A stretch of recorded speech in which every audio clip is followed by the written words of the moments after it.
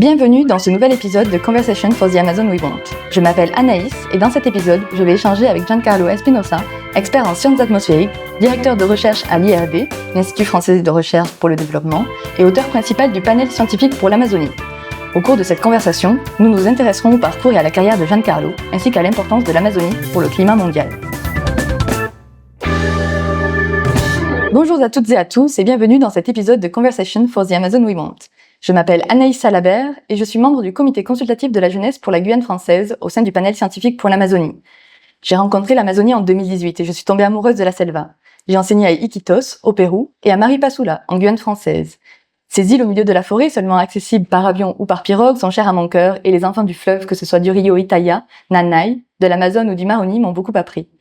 Aller dans ces zones dites reculées pour enseigner est aussi un engagement personnel. Je pense que tous les enfants ont le droit au même tronc commun afin d'avoir des références communes avec l'Hexagone, pouvoir naviguer, avoir des opportunités et une meilleure défense de leurs intérêts dans ce monde globalisé.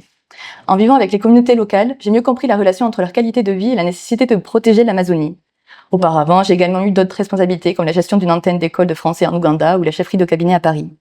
Voilà pour moi votre host du jour et maintenant, chères auditrices et auditeurs, je vais vous présenter notre invité qui a un parcours scientifique exceptionnel, Giancarlo Espinosa, qui nous a fait l'honneur d'accepter notre invitation.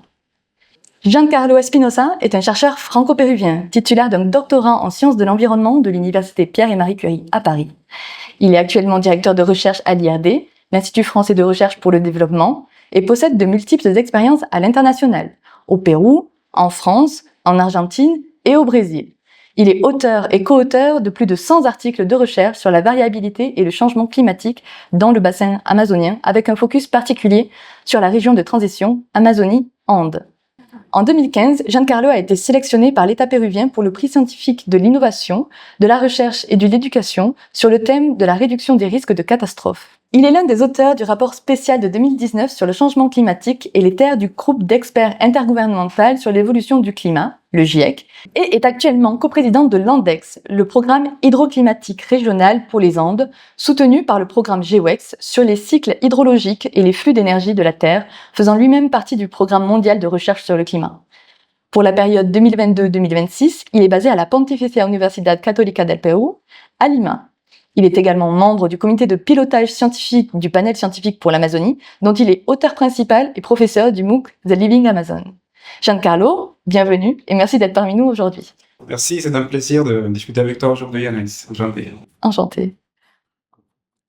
On a vu en introduction que tu as une carrière impressionnante et nous aimerions savoir ce qui t'a poussé à devenir scientifique spécialisé sur le climat. Est-ce que c'est par passion, par engagement ou complètement par hasard ? Alors, je pense que c'est un peu une combinaison de tout ça. Je crois que mes premières envies de devenir chercheur ou de consacrer ma vie à la science, c'est arrivé très tôt, en fait. Je pense que je dois avoir 7 ou 8 ans, quand mon père a acheté une carte de la planète, en fait, à la maison. Et aussi une carte du Pérou, avec toutes les régions du Pérou, etc. Et donc, j'ai passé beaucoup de temps à regarder ces cartes, donc à comprendre un peu les dimensions de la planète et comment tout ça que je me connaissais faisait partie d'une seule chose, en fait. Et puis, il faut dire aussi que je suis grandi dans une petite ville dans les Andes centrales du Pérou, à Callejón de Huaylas, à Calas, et qui est située au pied du grand glacier de la cordillère des Andes, à la cordillère Blanche.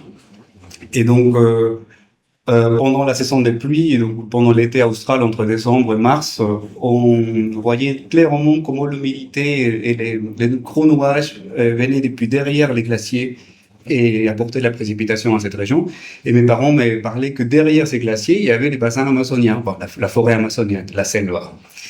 Donc, à l'époque, pour moi, c'était un peu abstrait, mais grâce à cette carte, j'ai commencé à imaginer tout ça qu'il y avait derrière ces grands glaciers. Et donc, c'était la forêt la plus grande de la planète. Donc, ça, je pense qu'a commencé à m'intéresser un peu sur l'Amazonie, déjà. Et puis, j'ai eu la chance d'avoir 2 parents instituteurs des écoles. Donc, toute la partie académique, c'était très important pour ma famille. Donc, j'ai aimé toujours les mathématiques, la physique, donc la science en géographie en général. Et je crois que depuis très tôt, à cet âge-là, 8-9 ans, je savais que ma vie allait être consacrée à à la science, même si je savais pas à l'époque qu'il y avait une activité professionnelle qui était la recherche scientifique elle-même. Donc, est-ce que tu peux nous en dire plus sur ton parcours? Est-ce que tu as une expérience fondatrice qui peut nous permettre de comprendre ta relation avec l'Amazonie? Alors oui, effectivement, moi j'ai toujours m'intéressé sur les précipitations et sur l'eau en fait en général. Et là où j'ai grandi, l'eau vient en partie pour les glaciers, mais surtout aussi de la précipitation. Et ce sont des précipitations qui est très marquée, donc en 3 mois, 4 mois de précipitation. Après, il n'y a plus rien de précipitation. Donc, c'était des choses qui m'intéressaient énormément. Et, euh, et petit à petit, je commençais à étudier l'ingénierie. Moi, j'aimais bien les sciences, mais moi, je connaissais pas le parcours scientifique elle-même d'un chercheur, notamment. Donc, ma famille elle m'a conseillé de devenir ingénieur. Donc, pour moi, c'était le plus logique. Donc, j'ai étudié l'ingénierie agricole, où l'eau était aussi le centre des sujets d'études. Puis, petit à petit, j'ai commencé à étudier les bassins versants dans le monde et au Pérou. Et là, j'ai commencé à regarder les chiffres de bassins amazoniens, qui sont quand même gigantesques par rapport à tous les autres bassins versants de la planète.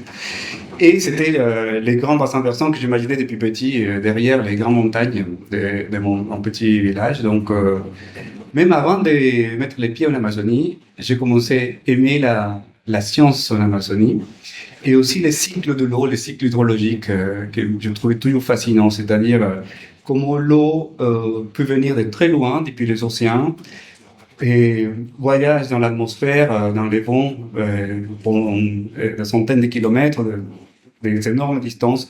Il précipite. Ensuite, la forêt évapotranspire, donc remet à l'atmosphère des grandes quantités d'eau. Et l'eau continue à voyager, arrive dans les glaciers, peut passer des centaines d'années dans un glacier, et après, elle devient l'eau dans les rivières. Donc, tous ces processus de cycle de l'eau m'ont toujours intéressé. Donc, en étudiant l'ingénierie, j'étais déjà fasciné pour ce grand moteur climatique qu'est l'Amazonie. Et puis, petit à petit, j'ai commencé à vouloir travailler en Amazonie. Et donc, j'ai rencontré un groupe de chercheurs de l'IRD, justement. Et c'était la première fois dans ma vie, j'avais 21, 22 ans, c'était la première fois dans ma vie que je voyais des chercheurs. Donc, j'étais déjà un ingénieur à l'époque, mais je ne savais pas qu'il y avait une activité professionnelle avec laquelle tu pouvais vivre de faire la science, de faire la recherche scientifique. Et ça, j'ai trouvé passionnant. Et puis, c'était des chercheurs de l'IRD qui travaillaient en Amazonie. C'est là que je fais mes premiers voyages en Amazonie. Et là, j'étais aussi bouleversé pour la dimension des bassins versants. Comment la forêt et les vers de la forêt, est gigantesque. En fait, ça se perd devant les yeux. Et donc, voilà, je pense que à ce moment-là, je savais que mon futur allait être lié à la science en Amazonie. C'est super intéressant et du coup, est-ce que tu pourrais nous raconter une de tes expériences marquantes que tu as vécues en allant sur le terrain justement? Alors oui, à ces périodes-là de ma vie, donc je commençais en master et ensuite ma thèse, doctorat. Je l'ai fait suivant des missions au terrain, mais surtout pour voyager dans les grands fleuves, faire des mesures de débit, mesures des niveaux de la rivière, aller aussi dans des stations météorologiques de temps en temps.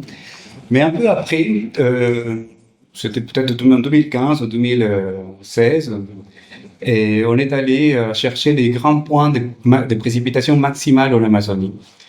Et donc, grâce à des images satellites, on savait plus ou moins où c'était ces endroits des précipitations maximales. C'est des régions records mondiales de précipitations sont dans les Andes de Pérou, notamment dans l'Amazonie, dans la région de transition Amazonie-Andes de Cusco au Madre de Dios au Pérou. En Bolivie aussi, il y a ce genre de régions qu'on appelle hotspots de précipitation. Donc, on a installé une petite pluviomètre, c'est un appareil pour mesurer la quantité de pluie qui tombe. Et comme c'était un endroit assez éloigné, on a décidé d'installer un petit appareil qui enregistre automatiquement la précipitation. C'était très bien, c'était super bien passé. On a travaillé beaucoup pour installer tout ça. Et par contre, on a revenu après 2 mois ou 3 mois pour récupérer les données. Et on a vu les stations météorologiques complètement envahies par des animaux. Des différents types d'animaux, des insectes plutôt, mais c'était incroyable. Donc là, on se rend compte que la biodiversité amazonienne est quand même impressionnante. Et donc, les animaux avaient mangé les fils électriques, les pluviomètres étaient remplis aussi des animaux. Donc, la recherche en Amazonie est bien plus compliquée qu'on imagine. Heureusement, dans l'appareil qui enregistre les données, on a quand même récupéré plus d'un mois de données de précipitations qui sont très, très riches d'informations. Je crois qu'on n'a jamais publié sur ces données, mais je les conserve très précieusement. C'est incroyable. Du coup, il y a aussi des aléas à faire de la recherche dans des milieux naturels tropicaux. Oui, bien sûr, bien sûr. Après, je pense aussi à tous mes collègues qui font beaucoup plus de terrain que moi, hein, parce que faire du terrain en Amazonie, peu importe si c'est en sciences sociales, sciences physiques, sciences de la nature, c'est très compliqué. Et c'est un des grands défis, d'ailleurs, pour faire la science en Amazonie. Merci. Et donc, tu es actuellement directeur de recherche à l'IRD. Est-ce que tu peux nous en dire plus justement sur tes recherches et tes travaux actuels? Ok, oui, tu m'intéresses particulièrement à mieux comprendre les origines des événements hydroclimatiques extrêmes, c'est-à-dire pourquoi en Amazonie on connaît, et d'ailleurs de plus en plus, des sécheresses extrêmes et aussi des inondations extrêmes. Hein. Depuis une vingtaine d'années, on constate une augmentation dans la fréquence et l'intensité des événements extrêmes en Amazonie. Et donc, moi, je m'intéresse particulièrement à mieux comprendre pourquoi ça arrive et comment ça va évoluer au futur, notamment dans les cadres de changement climatique et aussi dans les scénarios de déforestation en Amazonie. Puis, actuellement, je travaille avec plusieurs collègues et étudiants à mieux comprendre quel est le rôle de la forêt amazonienne en moduler les cycles hydrologiques à l'échelle régionale. On connaît par exemple que au moins la moitié de la précipitation qui tombe dans la cordillère des Andes, donc en Bolivie ou au Pérou, a été précédemment évapotranspirée par la forêt amazonienne. Donc, si on parle d'un processus de déforestation en Amazonie qui continue et qui continuera malheureusement dans le futur, on peut aussi s'imaginer que le cycle hydrologique et la disponibilité d'eau peut changer dans cette région. Donc, pas seulement en Amazonie, mais aussi à l'échelle régionale et même globale. Mais on ne connaît pas exactement les chiffres, on ne connaît pas dans quelle mesure, quelle région au Pérou, en Bolivie seront plus ou moins affectées. Donc, on doit faire plusieurs travaux en modélisation, en analyse statistique, etc. pour fournir un peu mieux des connaissances sur ces sujets-là. Et parce qu'il faut voir aussi que dans la région andine, on a un processus de recul glacier et aussi une diminution de la précipitation, notamment une saison sèche qui est de plus en plus longue en Amazonie et aussi dans les Andes. Donc les sujets de l'eau vont être particulièrement importants au futur. Il est déjà actuellement. Et donc, on constate aussi que, avec la déforestation qui existe déjà actuellement, c'est le processus de recyclage d'humidité, donc la capacité de la forêt à fournir humidité dans l'atmosphère a diminué. Et donc, c'est ça qu'on appelle une diminution, un affaiblissement des rivières atmosphériques, parce qu'il y a beaucoup d'humidité qui part de la forêt vers l'atmosphère et voyage dans l'atmosphère, même dans les autres régions en dehors de l'Amazonie, et c'est ça qu'on appelle les rivières atmosphériques. Donc, on ne sait pas très bien comment ça va changer dans le cadre de déforestation, dans le cadre de changement climatique. Donc, plus ou moins, ce sont mes principaux intérêts de recherche aujourd'hui. Tu nous as parlé de l'eau. Peux-tu nous expliquer en vulgarisant le rôle que joue l'Amazonie dans le climat régional et mondial, ainsi que dans les cycles hydrologiques? Et donc, pourquoi cette région est si importante? Alors oui, c'est un sujet très intéressant. Hein. Je t'ai raconté tout à l'heure qu'un de mes premières passions pour l'hydrologie, c'était le cycle hydrologique, donc toute cette connectivité qu'il y a de l'Amazonie depuis l'échelle globale, l'échelle du bassin amazonien, continental et même global. Donc effectivement, nos études dans le cadre du panel scientifique pour l'Amazonie, notamment notre dernier rapport, parle beaucoup de ces sujets-là. Alors, l'Amazonie fournit environ 20% de l'eau douce du continent vers les océans. Donc 20%, c'est quand même une énorme quantité pour un seul bassin versant. C'est l'Amazonie, le plus grand bassin versant de la planète. Donc ça, c'est un débit moyen de 220 000 mètres cubes par seconde qui s'exporte directement aux océans. Et c'est pas uniquement de l'eau, c'est aussi des sédiments, des nutriments, les sédiments d'ailleurs qui viennent depuis la cordillère des Andes. Donc il va en faire un long voyage jusqu'à arriver dans l'océan Atlantique. Et donc c'est environ 50% de l'eau douce qui arrive dans l'océan Atlantique. Et comme on sait, l'océan Atlantique, c'est un des grands moteurs de climat global. Alors, on a aussi parlé du rôle de la forêt dans cette recyclage d'humidité, c'est-à-dire la précipitation qui tombe sur l'Amazonie et ensuite, et grâce à la forêt amazonienne, revenue dans l'atmosphère. Et on estime qu'il y a une quantité équivalente au débit moyen du fleuve Amazon qui part du bassin amazonien vers des autres régions de la planète, comme les Andes, le bassin de la Plata et même au-delà, le bassin de l'Orinoco, etc. Donc c'est aussi équivalent à 220 000 mètres cubes par seconde qui voyagent dans l'atmosphère au moyen de ces rivières atmosphériques. Donc l'Amazonie est la forêt tropicale la plus grande de la planète, hein, donc elle accumule énormément de quantité de CO2 et de gaz à effet de serre, et donc sa perte peut devenir en conséquence très sérieuse pour l'équilibre climatique global, mais aussi joue un rôle très important dans l'équilibre de la circulation atmosphérique, que je parlais au moyen des rivières atmosphériques. Donc les climats, surtout les climats tropicaux, est fortement contrôlé pour des grandes circulations atmosphériques, donc les circulations des Hartley ou Walker, qui sont en grande partie aussi influencées pour les bassins amazoniens. Donc tout l'équilibre qui fournit l'Amazonie peut être cassé quelque part, si on parle d'un point de non-retour de la forêt amazonienne, parce que la forêt ne joue pas un rôle passif dans le climat, c'est plutôt un rôle actif justement dans tous ces processus d'échange de l'eau et d'énergie entre l'atmosphère et la biosphère, ce qu'on appelle la biosphère, donc la forêt et les vivants dans les continents. Tu viens de nous parler du tipping point. Est-ce qu'il y a un consensus scientifique sur la date de ce point de basculement concernant le bassin amazonien? Si on n'agit pas à temps, que se passera-t-il? Alors, c'est une question très importante et effectivement, une bonne partie de la communauté scientifique travaille sur ces sujets-là. Alors, une date exacte, précise, ça n'existe pas encore, en tout cas en termes de consensus scientifique.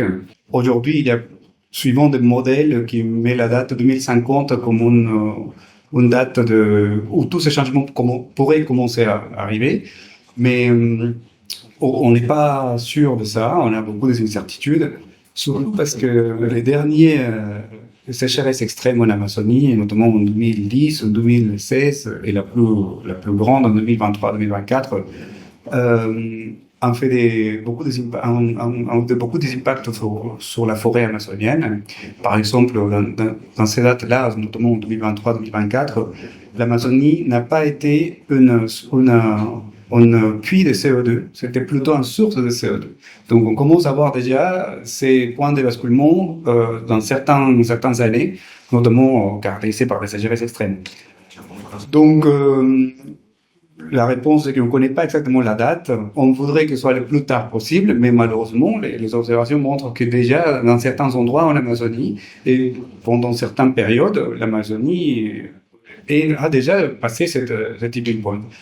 Alors, effectivement, c'est un sujet qui nous inquiète énormément, mais il y a beaucoup des incertitudes possibles aussi par rapport à ça, parce que le comportement même de la forêt est compliqué, le comportement des échanges de l'eau entre le sol et l'atmosphère, ce sont des sujets complexes en fait, donc voilà, c'est un sujet de fort travail aujourd'hui dans la communauté scientifique. Et si jamais on atteint ce point de basculement, quelles seront les répercussions sur la vie humaine en Amazonie ou même dans le monde entier? Alors, effectivement, différentes équipes interdisciplinaires, on travaille aussi à mieux comprendre ça. Dans les cas spécifiques de mon sujet, nous, on s'intéresse à mieux comprendre quelles seraient les disponibilités d'eau ou les ressources en eau dans les Andes, par exemple, après ce tipping point. Donc, une fois que l'Amazonie arrive à un point de basculement et donc on a une forêt diminuée. Par exemple, pour mettre juste quelques exemples, nos études ont montré que avec ce tipping point, la réduction de précipitations dans les Andes de Bolivie ou Pérou pourrait arriver jusqu'à moins 30% de précipitations, qui est déjà beaucoup pour une région qui souffre déjà en termes d'eau, en plus de recul glacier, etc. Ça uniquement lié à la forêt, sans encore parler des changements climatiques, parce que c'est une autre grande source de stress sur la vie, sur la société et la vie dans cette région. Donc voilà, ça en termes de précipitations et de cycle de l'eau, c'est le sujet qu'on connaît un peu mieux, mais effectivement, il peut avoir plusieurs impacts à différentes échelles. Aussi des impacts en termes écologiques, par exemple. On commence à voir qu'il y a des espèces de plantes qui, avant, ils étaient typiques d'une altitude donnée et maintenant sont devenus de plus en plus en amont, en altitude, parce que s'adaptent à des conditions de température plus justement adéquates pour cette espèce-là.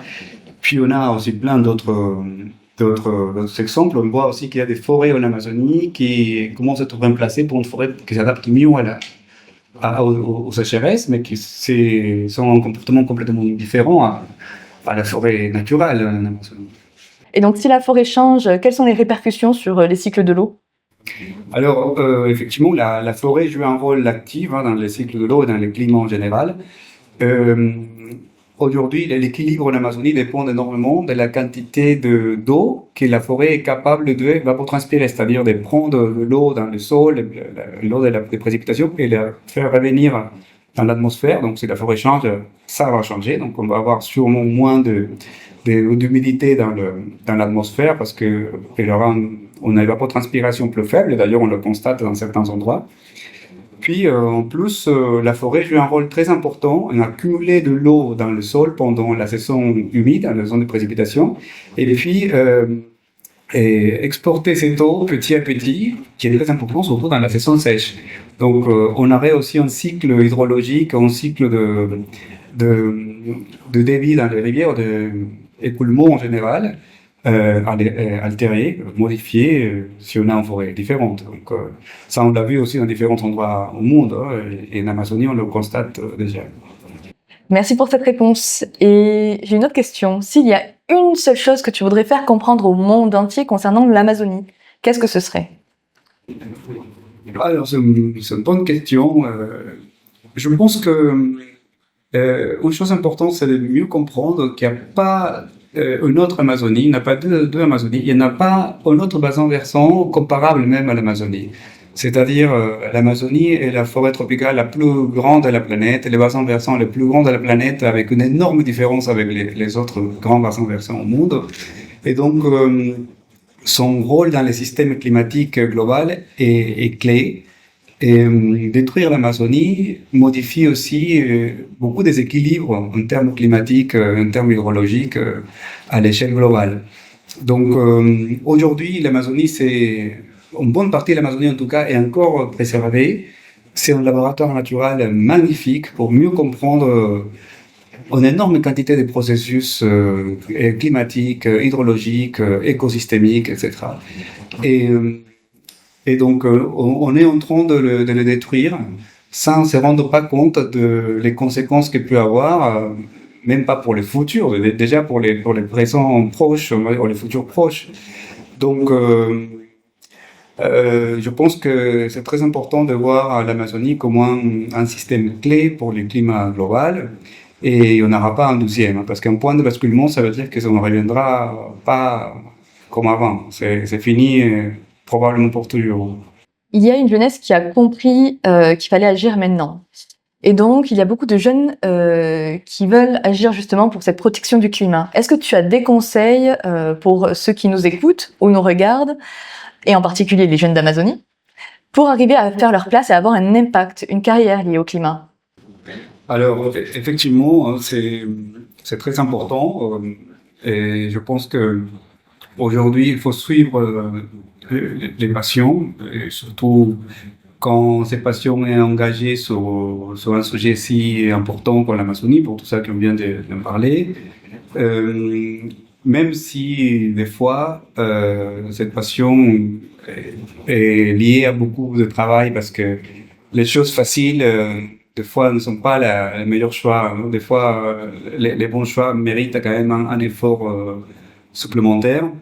Et voilà, mon conseil serait ça, de suivre leur passion, avec beaucoup de critiques aussi. Il faut se poser énormément de questions sur soi-même, mais aussi sur comment marchent les systèmes globaux, quoi, les systèmes climatiques, les systèmes économiques, etc. Quoi, peu importe les domaines qui intéressent chacun. Ça veut dire se détacher un peu des dogmes, des grands dogmes qui ont toujours fait mal à l'humanité, hein, et ils font encore. Et même si la science ne va pas t'apporter des réponses claires, je pense que quelque chose de très important dans la science, c'est avoir des bonnes questions, avoir les meilleures réponses possibles à ces questions, même si ces réponses vont évoluer dans le temps, parce que c'est ça aussi la science. Mais je pense qu'aujourd'hui, il manque énormément de savoirs en Amazonie, de mieux faire des relations entre ces différents savoirs. Donc, il nous manque énormément de chercheurs, de professionnels qui travaillent en Amazonie. Mieux encore s'ils sont nés dans des pays amazoniens.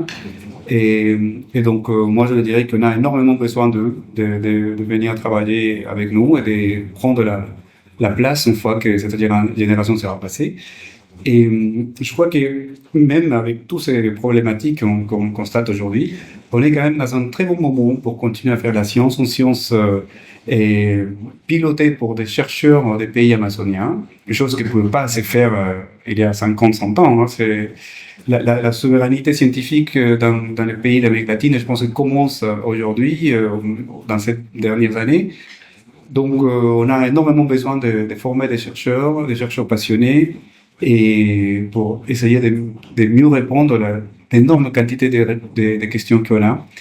Et donc, aider aussi aux décideurs et aux politiques à prendre de bonnes décisions. Donc, il faut suivre ses passions, et la science, ça nous permet de faire ça dans un cadre en plus merveilleux, parce qu'on travaille toujours avec des gens excellents. J'ai eu la chance de trouver de très bons amis aussi dans le monde scientifique, et aussi de faire une vie avec plein de questions, en se posant souvent des questions. Là, j'aime bien une phrase de Socrate qui disait une vie sans examen ne vaut pas la peine d'être vécue. Donc, je pense que même si des fois on ne trouve pas les bonnes réponses, l'examen, la remettre en question, c'est le plus essentiel de la vie. Donc, je dirais aux jeunes de continuer avec ses passions, et voilà, on les attend pour faire partie du panel scientifique pour l'Amazonie. Merci. Et une dernière question, un peu personnelle. Si tu pouvais voyager dans le passé et parler au Giancarlo qui a 20 ans, même si je suis sûre que ce n'était pas il y a si longtemps, quel conseil lui donnerais-tu? Alors, bon, je ne ferai pas trop de spoilers parce que je pense que chacun doit découvrir sa vie et son futur, hein, petit à petit. Peut-être la seule chose que je dirais, c'est que tous les travaux que j'allais faire, parce qu'à l'époque, je travaillais déjà beaucoup pour faire des études, hein, et tout ce travail allait payer très bien, en fait, parce que j'allais rencontrer des gens magnifiques dans le monde de la science, parce que petit à petit, on se rend compte que le travail qu'on fait sert à quelque chose quand même. D'ailleurs, c'est le panel scientifique pour l'Amazonie qui m'a redonné quelque part des motivations et des points positifs par rapport à ça. Je peux comprendre que je travaille sur un sujet un peu pessimiste, mais c'est l'effet de travailler avec plusieurs collègues de différentes disciplines et de vouloir agir. Ça a été quelque chose de très positif dans ma vie. J'ai appris beaucoup de choses là-dessus. Donc, je le dirais qu'il faut faire des efforts. Ça va être dur quand même, c'est pas facile, hein, la vie des chercheurs, mais largement ça mérite de le faire. Donc voilà, je dirais ça, qu'à part en plus des découvertes scientifiques, j'allais découvrir tellement de gens sympas. C'est plutôt une carrière, une aventure humaine en fait, la science, que tout ça, tous les efforts sont bons et qu'il faut continuer, il ne faut pas baisser les bras. Voilà. Merci Giancarlo d'avoir pris le temps de participer à ce podcast. J'ai été honorée d'avoir eu cette discussion avec toi. Je suis certaine que nos auditrices et auditeurs ont apprécié de découvrir davantage ton parcours et ta vision, et sont ravis d'avoir pu écouter les conseils que tu as partagés avec nous aujourd'hui. Avec plaisir, merci à toi. Merci à vous, chères auditrices et auditeurs, pour votre confiance. Nous vous invitons à nous suivre sur nos réseaux sociaux et stay tuned pour nos prochains épisodes. Ensemble, continuons à construire The Amazon We Want.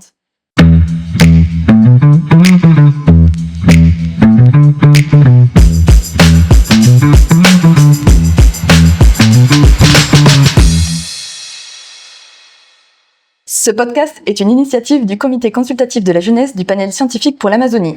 Le panel scientifique pour l'Amazonie bénéficie du généreux soutien de la Fondation Gordon and Betty Moore, de la Fondation Charles Stewart Mott et de la Banque mondiale, avec le soutien financier du Fonds pour l'environnement mondial.